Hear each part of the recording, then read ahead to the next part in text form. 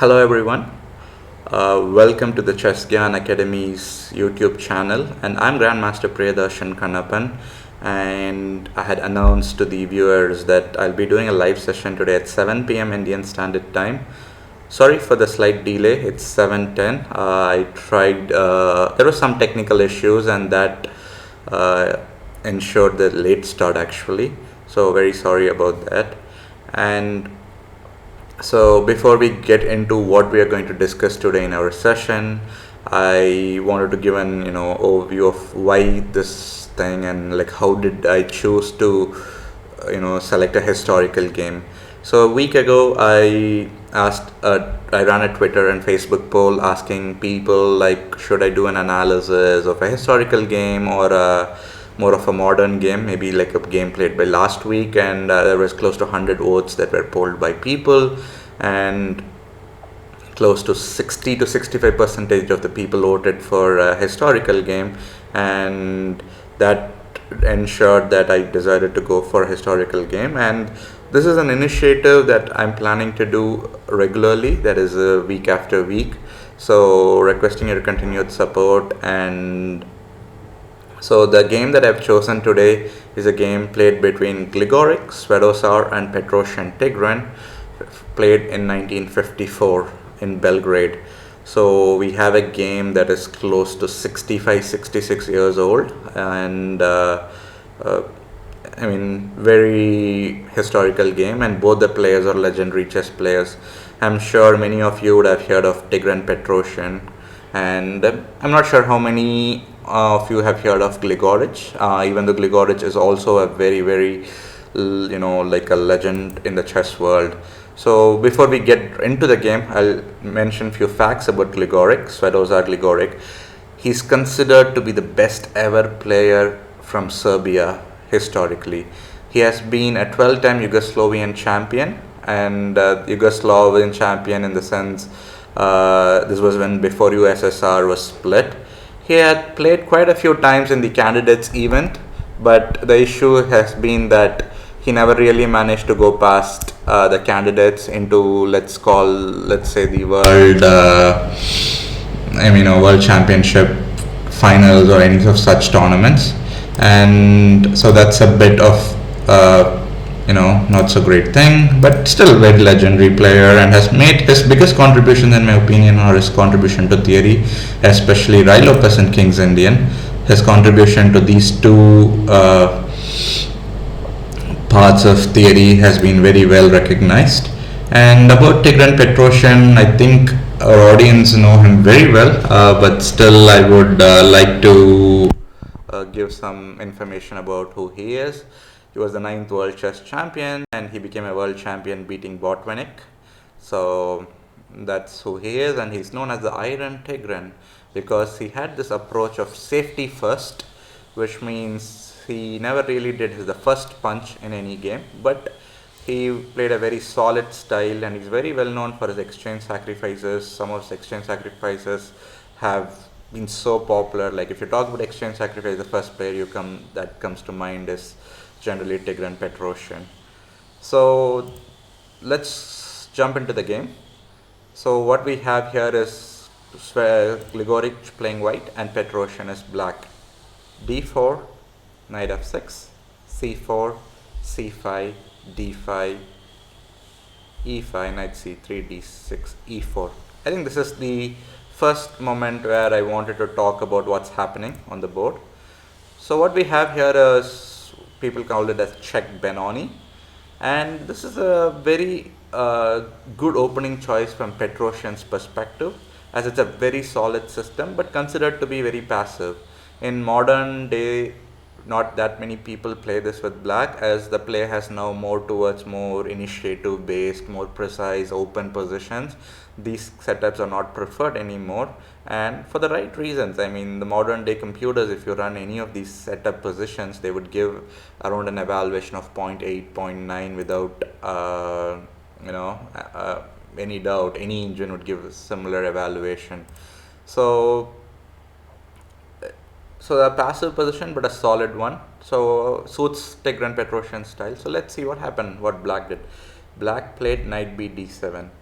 I mean, how often would you see a novelty these days in move 5?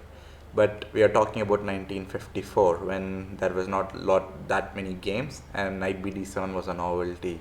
And I think this game clearly played a very crucial role in how this system developed in the future. So check Benoni's development and ideas, this game did play a critical role. So if you look at this position and think like what white should do or how white should handle this position, the modern way of handling has tended more towards going bishop d3 here. So that, and then you want to go knight g e2, and then you are trying to short castle and or go knight g3 and play h4 h5 and so on. So you're aiming a little more on the f5 square, as white wants to get access to the square and so on.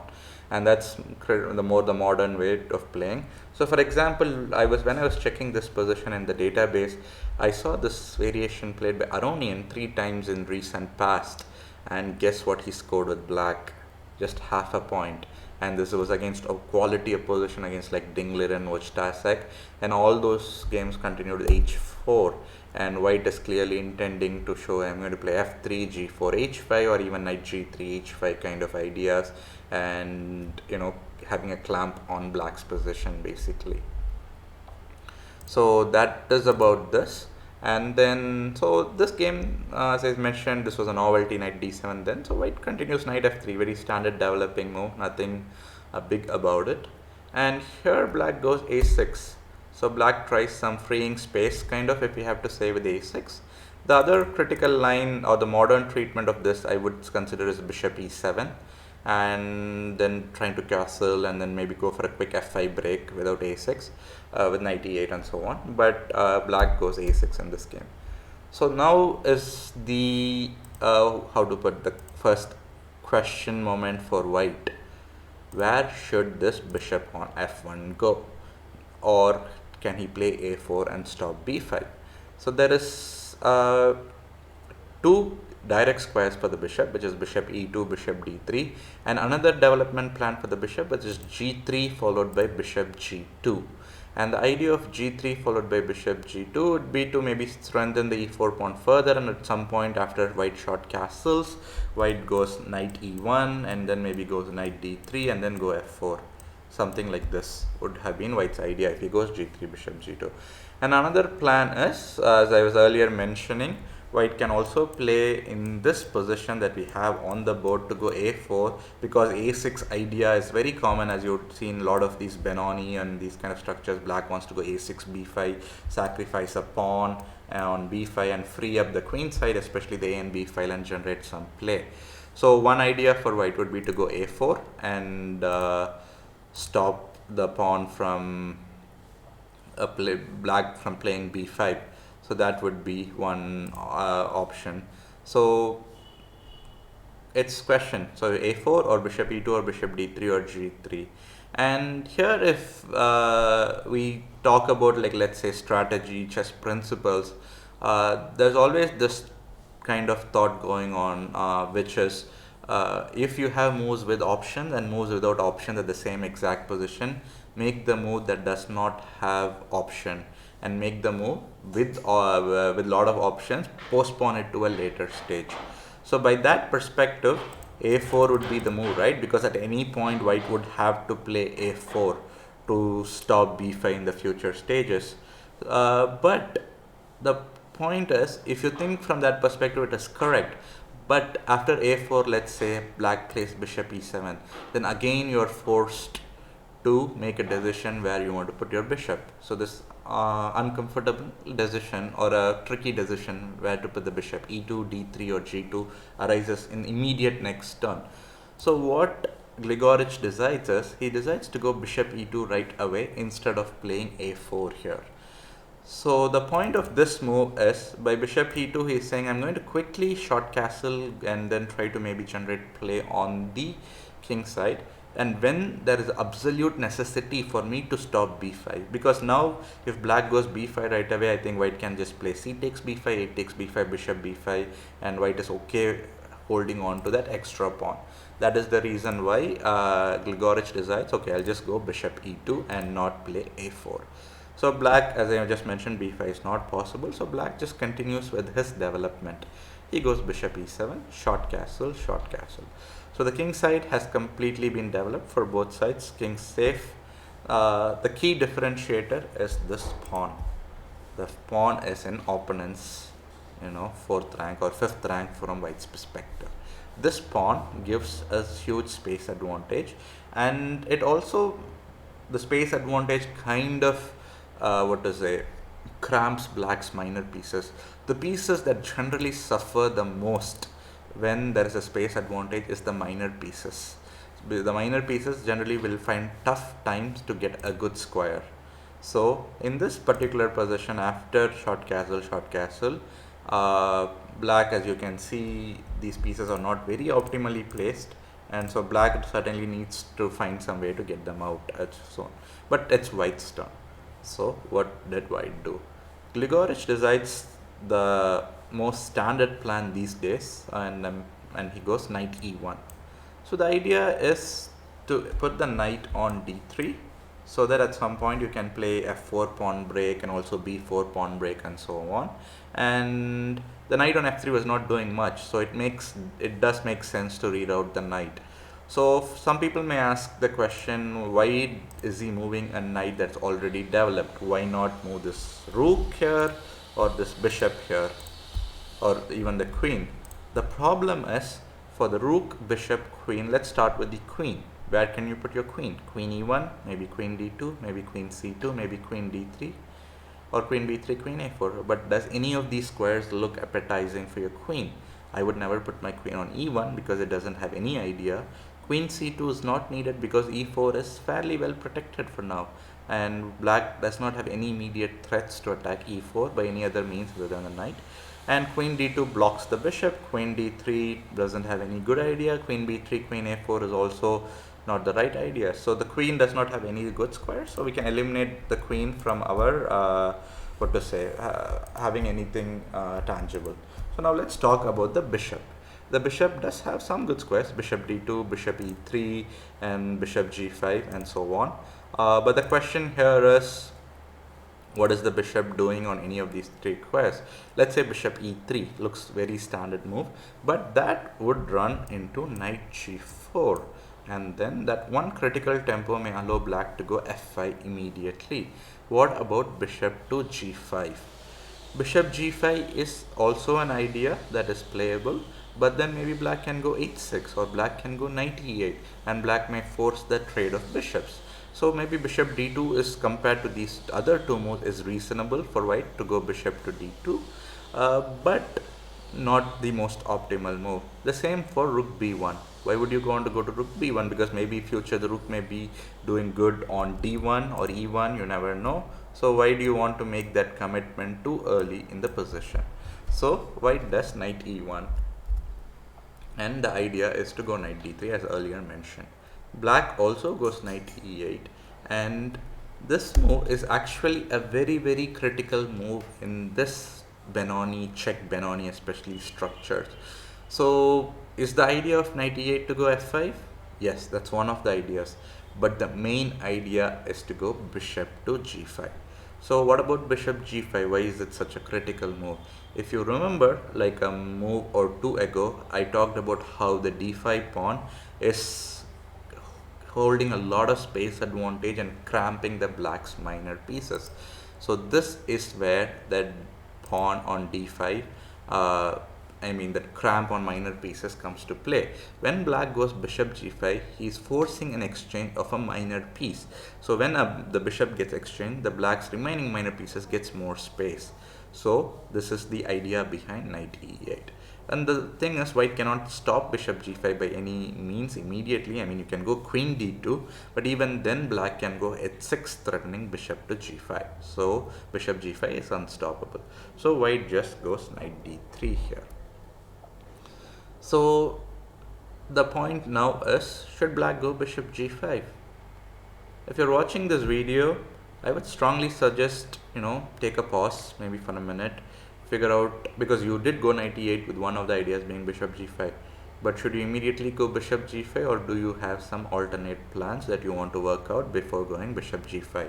This is a decision that you need to consciously make in this particular position. So for example, here, let's say if I play bishop g5, nothing too great about it. I mean, white may just play a3, go b4, and so on, with the threat of going b4. And Petrosian decides that anyway, even next move, white has no way to stop my plan of bishop g5. I mean, white cannot go queen d2 again because of h6. And if white goes f4, black would be very happy, because after e takes f4, the knight on d7 gets a good outpost square on the e5. So that would be a great square. So white would not go f4 and anyway stop bishop g5. So Petrosian decides, I will postpone my decision to go bishop g5 one further move. So he goes knight c7. So he is renewing the threat of b5, and if you do notice, the drawback of knight d3 is that the bishop on e2 is no more controlling b5 in any direct means. So by knight c7, threat of b5 is very live. So white decides to do prophylaxis. White goes a4. So now b5 is stopped forever, or at least for this move it's stopped. So black immediately goes and again renews the threat of b5 by going rook b8. So again he is delaying bishop g5 because of the same point, that bishop g5 can still be played as white has no good way to stop it. So here b5 is coming. Black is more or less ready for b5, right? I mean, he has the pawn on a6, the knight on c7, rook on b8, all three supporting when the b5 lands in this fifth square. So should white be worried about that? Should white do some sort of maybe go back with his knight e1 so that he gets contact on the b5 square with his bishop? That's a question for us to think about. So, but that would be a waste of tempo, right? Because we just went knight e1 to d3 like 2 moves ago. So if we go back knight e1, that means we went wrong. But should we make that decision? Is it that critical not to allow b5? So take a pause, think about this decision. If b5 would be a critical move that we are okay allowing or not.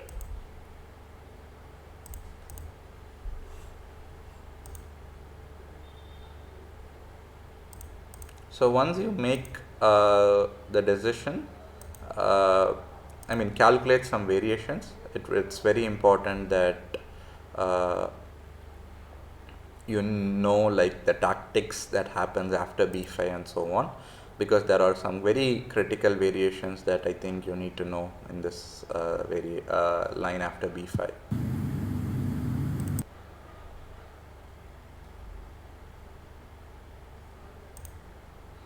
Okay, so let's get into this concept, what's going to happen on the board. So over here, b5 is a threat, but white should not go and play knight e1, because white can just go bishop to e3. So the idea of bishop e3 1, there is now a real threat of bishop g5 not being able to happen. If it's again white move, it will go queen d2 and stop bishop g5. So then the question is, okay, what about b5? So let's look at b5. The problem with b5 is, you capture, black captures back, captures, and here is the critical move, knight takes e5, and this rook is under attack by this bishop. So if black captures, rook takes b2, white goes knight c6, and after queen e8 comes the big move, rook a8. The idea of this move is straightforward, rook takes c8, and if queen takes c8, you want to capture on e7 and take the queen. And in general, just compare how the pieces of white and black are in this position. So if you look at it, this rook compared to the b2 rook, both rooks are kind of deep into opponent's territory. But is the rook on b2 creating any active threat? No. But the rook on a8 has very active threats. Compare the c6 knight to the counterpart on d7. Which knight is active? It's very obvious. The c6 knight, once again, it's deep into opponent's territory, but it's not weak. It has a very strong defense by the d5 pawn. So which does mean the knight is going to stay there for a long period of time. And then let's compare the bishops, bishop e2 and bishop e3, to their counterparts on e7 and c8. it's so obvious that the c8 bishop has no good square. I mean, it's under a big deadly pin right now, and the bishop e7 also has maybe possibly only f6 to go right now. So a huge advantage for white in this particular position on the board. So here this would be the outcome, and I think white would just go on to convert this advantage if we get this particular position. So what happened is, in this position black played bishop to g5. So we just discussed b5, and black decides to exchange, because as I earlier mentioned, if it's white's turn, white would play queen d2 and stop bishop g5. And to the viewers, just I want to check if everything is fine from audio perspective, video perspective. If you can regularly give me that feedback, would be highly appreciated.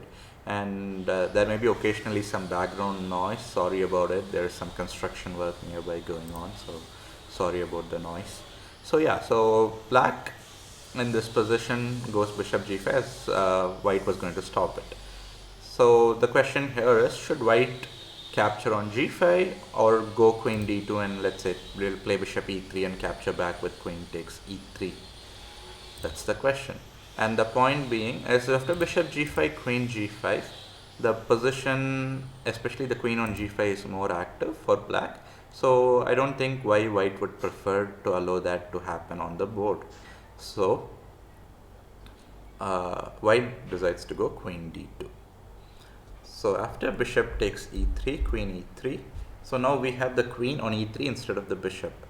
But is it as good as the bishop? Yes. But black also has got something in return, that is some space. Especially now the queen on d8 can look forward to go to e7, f6, h4. And what would be the move that black should play in this position? This is a critical position in my opinion, because as you can see, white has completed his development with queen d2, queen e3. Black is yet to complete the development of the queen on d8, bishop on c8, and even the rook on b8 is only semi-developed in my opinion. So in this position, what does black do? Can black play some knight b6 or knight f6 and get the bishop out? Maybe, but the question is, even then the bishop on c8 does not have an active square on g4 or d7. So black does something very critical, and this is an idea that is even used till today, like the same as the bishop g5 idea, which is the h6. So the idea of this move is that now black is planning to go queen g5 and exchange the queens. So this is a very interesting idea, but before we go deep into this idea, let's analyze the idea after f5. If black opens up the center, the position here is e takes f5, rook takes f5 and knight e4. So here the knight is possibly aiming at g5 and even e6 at some point. That's one part of the idea. The second big idea is to go f4 in this position and open up these two files. So in this position, f5 would be a dubious move. How about b6? This is a position or a move which I would say is the best move in my opinion when I looked at this position deep. So what does this move really does in this position if we think about it? The move is not really how to put an active move. Looks like a very passive move, and if it's passive move, as I was earlier mentioning, doesn't have any concrete idea to it, but it is more of a waiting move. If white plays f4, then you get the e5 square as I earlier mentioned, and white can play g3 f4. That is another idea.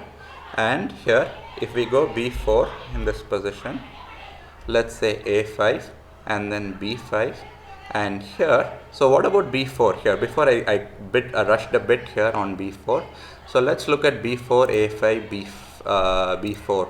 The point is, as b6 weakened the square, white wants to access with his knight to this square. Yes, Anubhav, thanks for the confirmation. Can you just still confirm if there's a lot of background noise? Would be highly appreciated if if everything is fine. Thanks for the confirmation that it's all good. So after b4, a4, knight takes b4, the knight accesses the c6 square. So that's the point. So, but if let's say black shuts down the queen side, white would be more than happy to just shut down the queen side. The reason being, as you can see, the cluster of pieces that black has in here, over here, is all positioned to some activity on the queen side.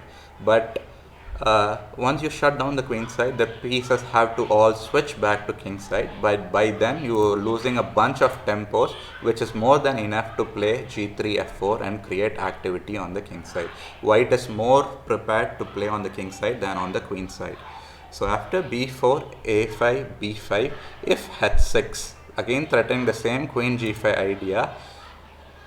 Yeah, thanks Anubhav once again. As I mentioned earlier, there is some construction work and some issues that's going on like around nearby. That's why the background noise. Very sorry about it. So in this position, after h6 with the idea of queen g5 and exchange the queens, white would not be happy to exchange queens, because if we exchange the queens, then the position obviously is not to our liking, because as white we certainly need more space, and we have more space, but that space is just not enough because of very close nature of the position. So white would play f3, saving the queen. If queen g5 is played, you can go queen f2 threatening h4, and if knight e8, white can go king h1, and when queen g5, you go queen f2 and you are threatening to go g3 followed by f4. That's the critical point. So this was all about b6, but even the end position in the b6 variation, if you see carefully, white has the edge. So overall, as I mentioned here, even in this position, black, even with his best try, black does not get even close to equality, even anywhere close to equality. So when black goes h6 in this position and he wants to go queen g5, again we can use the same strategy to play f3 followed by queen f2. But is that what Gligoric did? No, Gligoric did not do that strategy. Instead, he went for a very surprising decision, because we were so far talking about how queen g5 exchanges queen and it's not good for us and so on.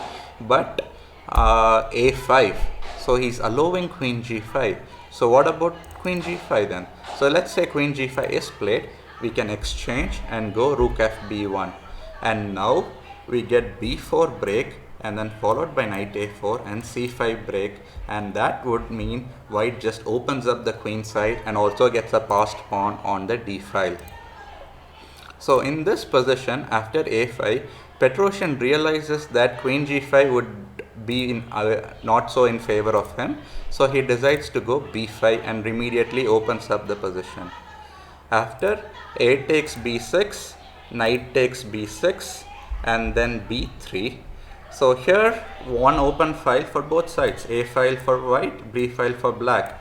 But which file do you like? If you just optically look at it, the b file is not appealing for black in any sense, because you can easily defend the b3 pawn by going bishop d1 and go bishop c2, or you can even go rook f b1 or knight c1 basically in that position to defend. But if you look at the a6 pawn, it's not that easy to defend, even though right now it's well defended with the knight on c7 and the bishop on c8. But the point is, those two pieces are stuck to defending that pawn for a longer period of time. And like for example, even let's say if we play bishop d1, bishop c2, the bishop is not just contained like defending the b3, but it has some active threats in this diagonal at some point after f4, and let's say the e pawn can go forward. You can create some threats towards h7. So that's the critical point. So for b3, so let's say if black goes queen e7 in this position. So for queen e7, how about white that goes, so if white goes, Anubhav, can you just, one of the audience, can you just confirm if my audio is still fine, as I just changed my mic, so this may help in better audio quality of my audio. Just would be great if you can just confirm if it works better.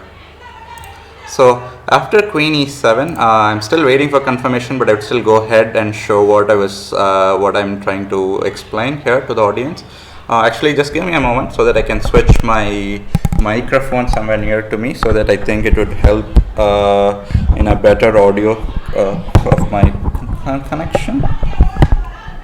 Okay, so I think this should be great. Hopefully the audio works better now. And just a moment, Anubhav. Yeah, okay, great. So in this position after queen e7, white yeah, okay, so I think it works fine. So after queen e7, white can play a very interesting move in my opinion. He can go queen d2. So what is the idea of this move? If you think about it, one idea, but that's not going to be implemented right away. Volume increased, I mean the background volume. Okay, sorry about it. Okay, just a moment. Let me check if just a moment. One moment. Yeah, hopefully this is better, I believe. Okay, I just went back my old settings. I'm not sure which audio works the best. So yeah, so I just, after queen e7, sorry, I was explaining that after queen d2, white is threatening to play knight takes c5 and then follow it up with d6 and d takes c7. But it's not an immediate threat, because after, if knight c5, it's white to play, let's say knight c5, dc5, d6, black can always have some rook d8 kind of ideas, but that is a threat that is going to be there for quite some time. This is one plan. What about f4?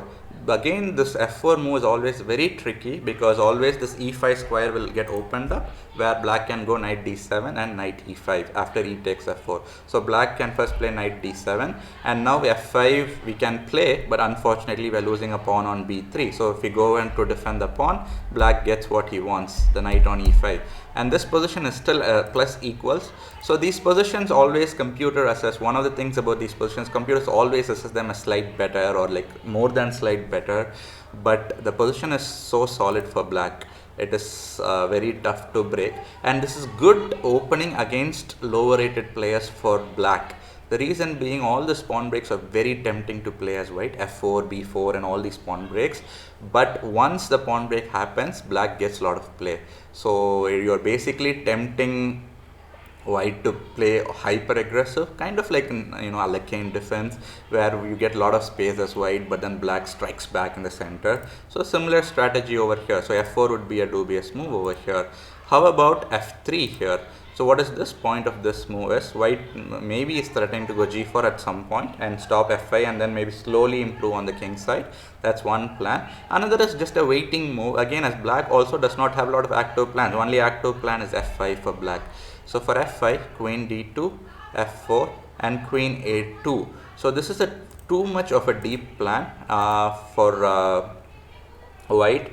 After queen d2, f4, queen a2, the point is white wants to put the queen on a5 and then go b4, so that he puts pressure on the c5 pawn.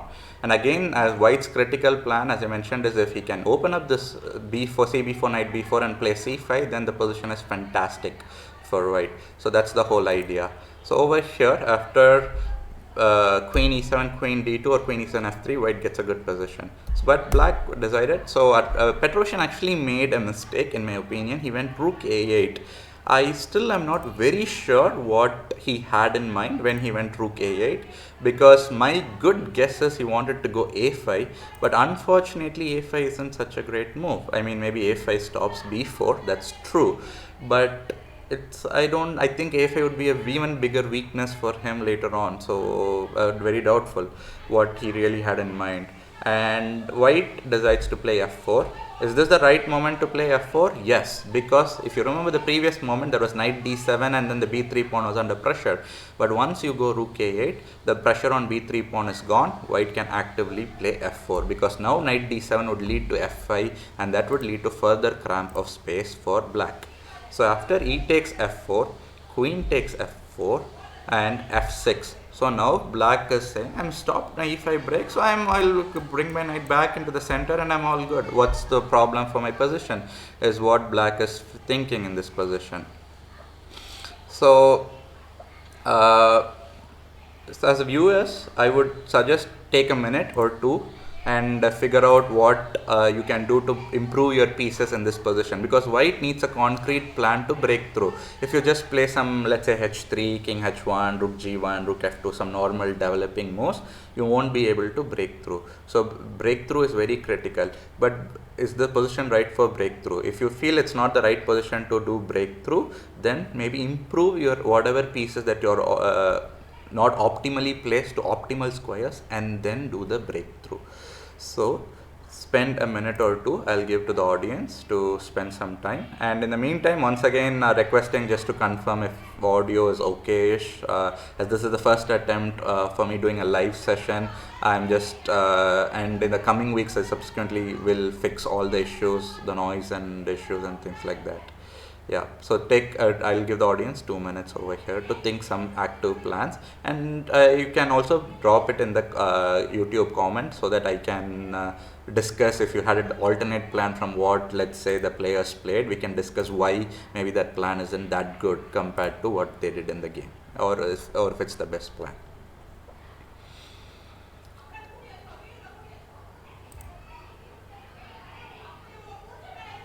So, so, so okay, thanks, Anubhav.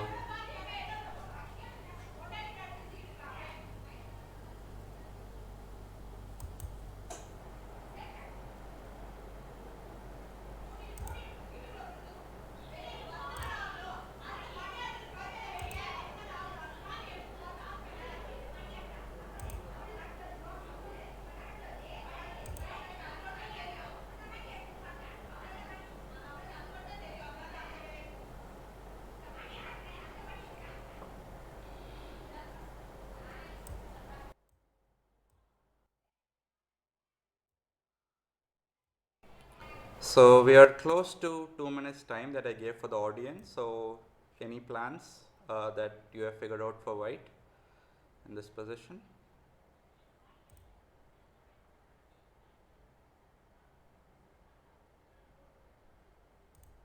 Okay, so I think I'll go ahead and maybe show what Gligoric had in his mind in this position. He went knight d1. As this is the, as I was mentioning, if you don't see an immediate break, improve your suboptimal pieces. And the question was, the knight on c1 wasn't doing much. I mean, defending e4 was not an I plan because e4 is well protected. d5 is not where you're going anywhere. So knight heads to a more active square. Goes here, maybe knight g4, knight h6. So active squares is where it's aiming towards. So knight d1 is the idea. So for knight d1, black decides to go queen e7 because he has to develop his bishop and queen. And white continues with his plan, knight e3, g5. So if in case if g5 was not played, what will white do? I mean black do. Sorry, my bad. What will black do? Black may play bishop d7, but still leads to knight f5. And another one problem that black is facing is white may start actively considering h4, h5, and fix this weakness forever. And then maybe go bishop g4, exchange the bishops, then jump knight f5. That would be a big problem for, yeah, Anubhav. So yes, I just saw your comment on the, can the light square be improved maybe to h5? So in this position, yes, that is a possibility. Bishop h5, bishop g6. But the question is, let's say bishop h5, bishop g6, black will go knight d7, knight e5. And after that, what do we do with the bishop? That's a question, right?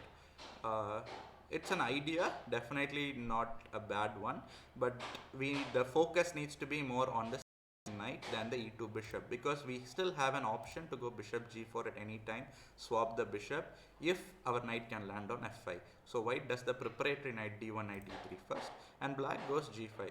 So here white can go queen f3, hold on to the pawn, but white decides to go knight f5 because after g5 these squares have become extremely weak, so it makes sense to, I think, just go after those squares. Knight f5, bishop f5, queen f5, and queen h7 black plays. So this is like, let's say you are playing a blitz game and you have like 15 seconds on the clock. What would be your first snap decision? I mean, if you decide your decision will be queen takes h7, I would strongly suggest you to improve on knowing when to exchange pieces, when not to exchange, because queen h7 would be the worst decision. But the question would be to go queen g4 or queen h3, and I think it's a very subjective decision. If you look from just like from 5 second, 10 second viewpoint, like I mean, I would go queen g4 because my e4 pawn is hanging, right? If I go queen h3, but the point is queen h3 is actually very strong compared to queen g4, even though Gligoric did go queen g4 in the game. The point being, queen h3, even though e4 is hanging, you are threatening to take on h6, and after queen e4, black is threatening to take on e2. But rook a e1 is a very, very powerful move that white has, because after this queen h6 is there, bishop g4, bishop f5, bishop e6. This bishop just becomes monstrous, and even if you go queen h7 back, as I was mentioning, you get this move stopping f5, and then bishop f5, and that one pawn that actually white sacrificed on e4 is going to give white more play on the e file. This black actually would regret taking that pawn and opening up the position. That is why queen h3 would have been a better decision, but Gligoric decided to go queen g4, which is okayish. I mean, which is still a strong move, but not absolute best. So for queen g4, black decides to go rook a e8, put pressure on the e4 pawn. White stops, rook f5, knight d7, rook a f1. So pretty normal moves. I don't think we need to discuss really further about rook f5 and rook a f1. And black goes rook e7. So black has somewhat solidified his position.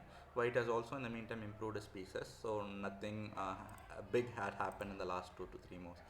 Now this is a critical moment. We are very close to basically the end of the game. I mean, the game ends in another 10 to 12 moves from here on, and the question here is actually not the question, a comment I want to make is there's going to be a lot of mistakes in the next set of moves, and for the right reasons. I believe they were in time trouble, but I mean, I need to do more research to know if they were really in time trouble, but that's my good guess, because the quality of play dips drastically for the next set of moves. But that is very good for us, because that gives us a lot of critical training moments for us to discuss and analyze in this position. So here is the first moment of this. What should white do? If you look at it, the first important point is white's pieces are all optimally positioned. I mean, how much better can you improve these pieces? Maybe the knight would be great, if fantastic, if it reaches c6, but not immediately. I cannot reach there. So if your pieces are reached optimal squares, the important thing, go for improving your pawn structure. If pieces are optimal, then you change your pawn structure. Maybe the king on g1, maybe some people may say somewhere my king may feel a bit unsafe. I want to put my king on h1, but that's a very unfounded fear in my opinion, because the king is completely fine being right now where it is on g1. So change pawn structures. Then we have 4 pawn moves in my opinion, which have some good ideas: b4, h4, e5, g3, and also h3. But h3 doesn't have any active idea to it, so I'm not counting that. g3 has some ideas of g4, but also nothing special. So the 3 critical moves is obviously h4, b4, e5. All 3 are pawn breaks in some way or another. So which one would you consider? I mean, e5 maybe you have to calculate a bit, because it may look like a direct pawn sacrifice. Yes, and it is a pawn sacrifice, because after e5 black can just play f takes e5 and rook f8, knight f8. So a pawn that would be, you would lose maybe all your advantage if you go e5. So you're down to basically choosing between b4 and h4. And h4 does not create any immediate threats on the king side, because as a g5 pawn is protected by f6 and h6 together. So white decides to go b4. White attacks on the other flank, because just a moment ago I mentioned the knight would be fantastic on c6. So white is aiming to bring his knight to c6. So this is something that happens often if you carefully analyze the games, is when you change pawn structures, pieces that you may have initially considered to be in optimal squares may become suboptimal. Maybe one minor piece or 2 pieces may become suddenly suboptimal. Then again you do the same routine, which is you improve it to optimal squares, then again you change pawn structures, improve it to better squares, change pawn structures. So that's kind of a repeat you see often in all very high quality games. So far after b4, what black decides, black did not want it to allow bc5, because that would allow e5 pawn break to come in, right? bc5, knight c5, or dc5, dc5 would allow e5 to come. So black takes on cb4, and here the natural reaction would be knight b4. But I have a question for the audience here. So is c5 a good move? Choose between knight takes b4 and c5 in this particular move. Make a decision. I'm giving you 2 minutes for the audience. Figure out if knight takes b4 or c5 is a good move.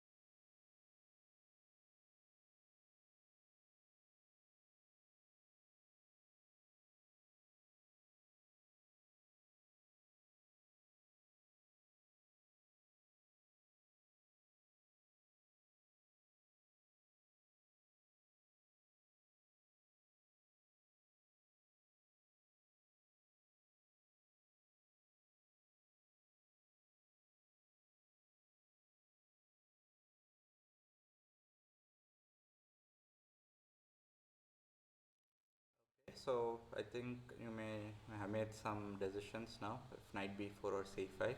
And may look like a silly question. We played b4 to capture, right? Why would we even consider a move like knight b4? So this is where the point I mentioned, right? The mistakes started happening in this game, started creeping up. Gligoric played c5. He had something specific in his mind, and he missed a certain variation in that calculation. That's why he played c5. Obviously, the most simple knight takes b4 would have given him a huge advantage, because after knight e5, you just drop back queen h3, keep an eye on h6. But more than that, you are keeping an eye on this square. You want your queen to land in e6 or d7 at some point. After a5, knight c6, knight takes c6, d takes c6. The rook is attacking the a4 pawn, and not just that, after a4, the strong move bishop d3, threatening e5 pawn push, and then the queen on h7 comes under immense pressure in that position. So over here, white decided to play c5, which is a mistake. In my opinion, the first big mistake by white in a so far fantastic game by white. So here, black played h5, which is the move I believe Gligoric missed.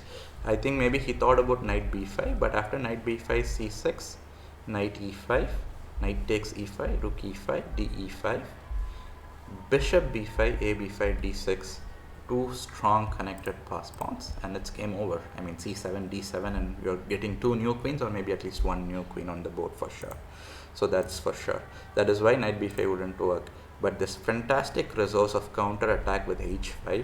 So here what black is doing with h5 is, black is asking white, hey, do you want to play queen h5? But the point is, queen h5 would be terrible for white, because after queen h5, bishop h5, rook takes e4, the position is simplified, and I think black's pawns give him enough counterplay, the b and a pawn. So white cannot really create a pass pawn or anything and do much in such a case.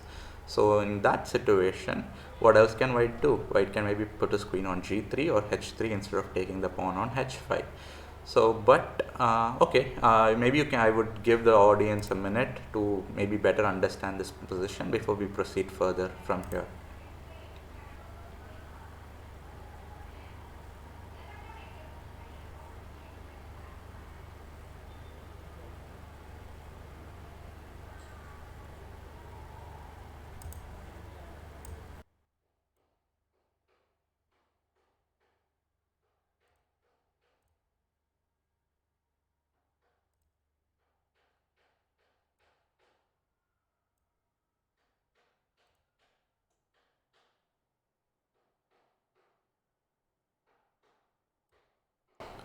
Okay, I hope the audience have made their decision here between queen g3 or queen h3.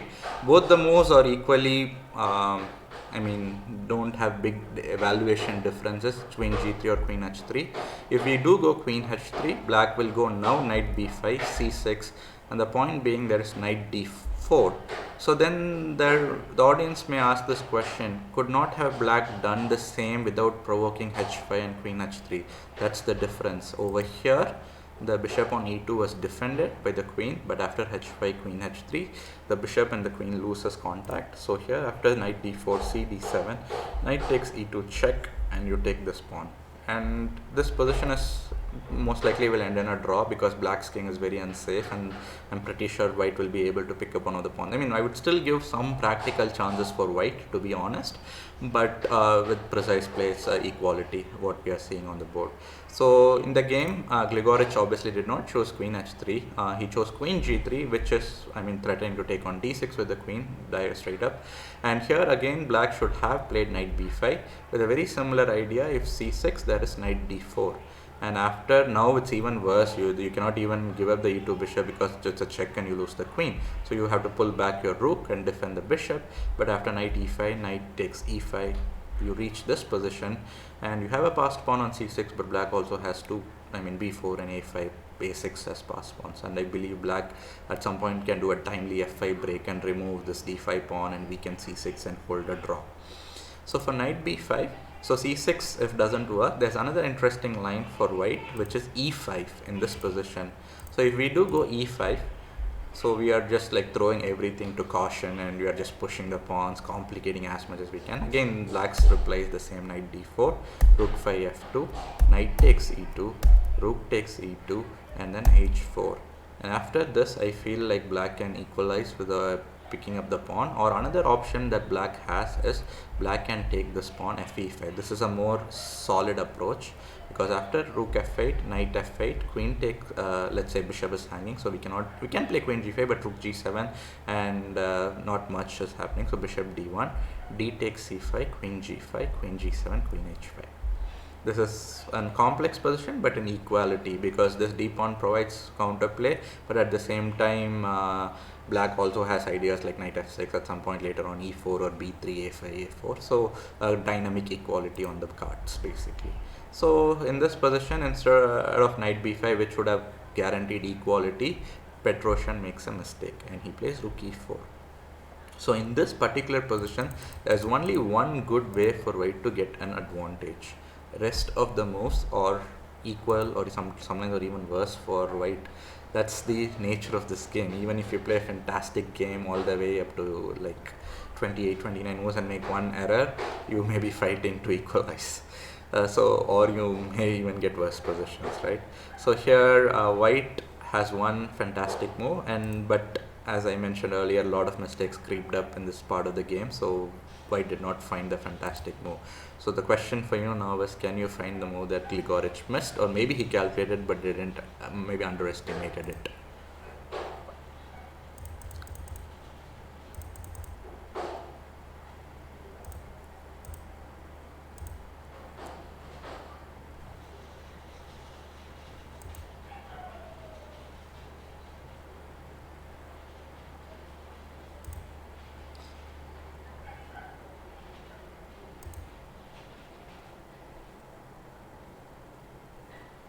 Okay, so I think the audience would have made a decision by now. The move that wins is queen f3. So you're attacking e4, defending e2, and after rook f e8, you go c6.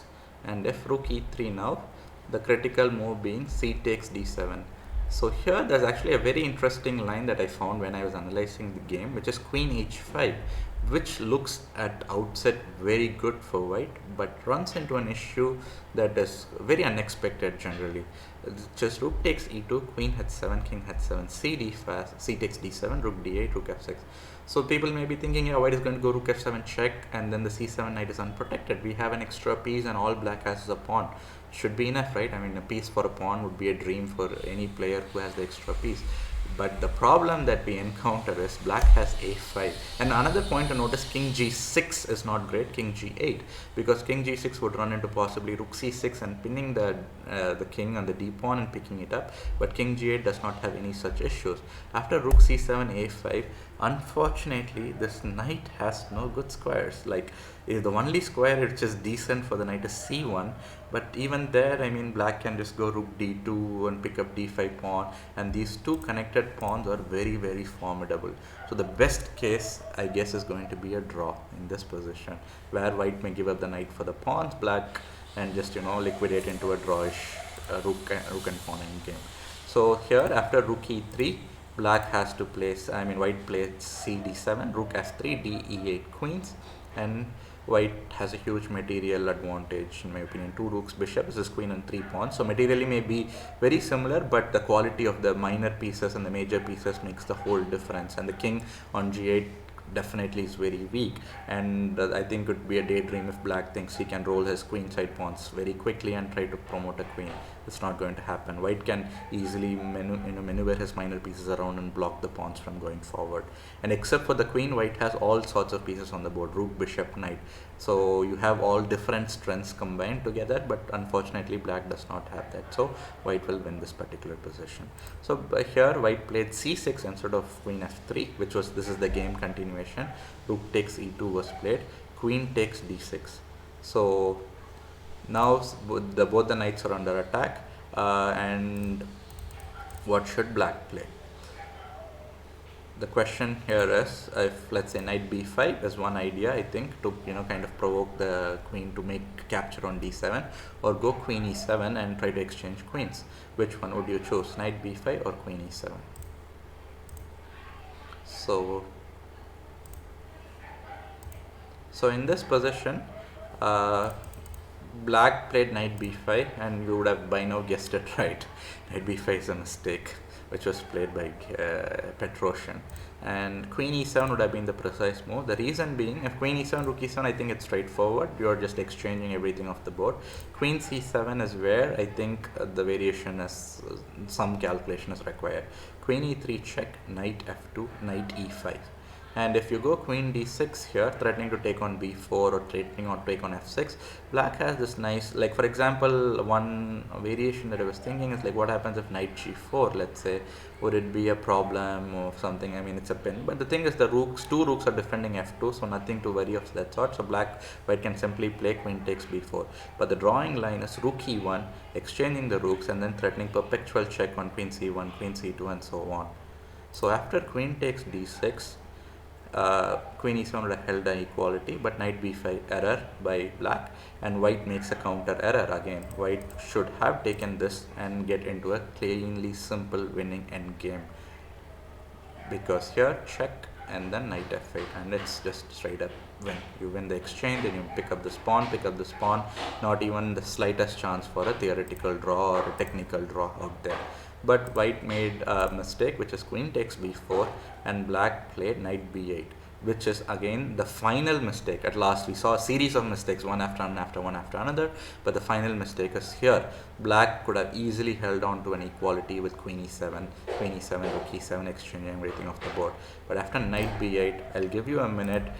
Let's see if you can find the wonderful idea that Petrosian missed, or he saw but he calculated maybe a move or two less than till the end. And if you do that one or two move extra additional calculation from this point, you realize how big of a miss he did, which is very surprising for someone of Petrosian's caliber. But well, I mean, everyone is human, everyone does make mistakes, right? So for knight b8,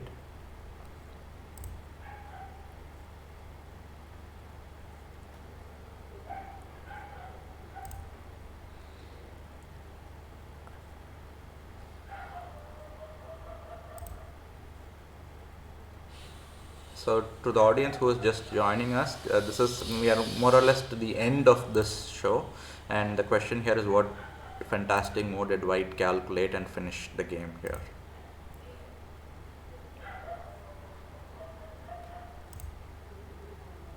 Anyone? Yeah, correct, Vivek. Rook takes g5 is the strong move. The point being, after rook g5, and if king f7, have you calculated it out? What happens? That's what I think Petrosian had in mind, but he missed the fantastic tactic for king f7.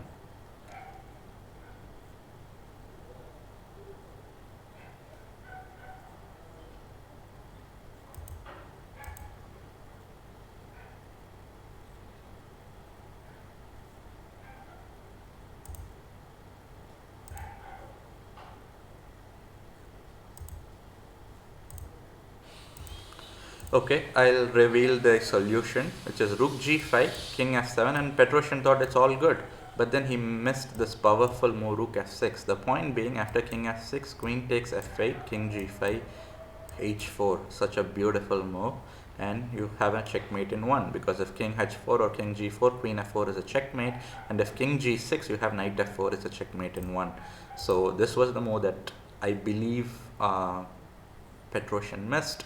He thought maybe even here, maybe white was just going for some perpetual check, but even that I don't think is possible here because of queen f4, king g6. So, but h4 a powerful move, and black immediately resigned, not wanting to get checkmated. So that brings us to the end of this game, and a very interesting game. As I said, a solid but passive opening choice by black, and then the game had some critical moments, like how to put pieces in these kind of positions where you have solid advantage but not sure how to break through. And then at the end, mutual mistakes by both sides on the last 5-6 moves, and a fantastic finish. A game that caught my attention when I was looking for something to show for today's session. And uh, other critical points I would say is, when I was researching about these two players, I read a very funny story, which is that actually Petrosian is supposed to be slightly deaf,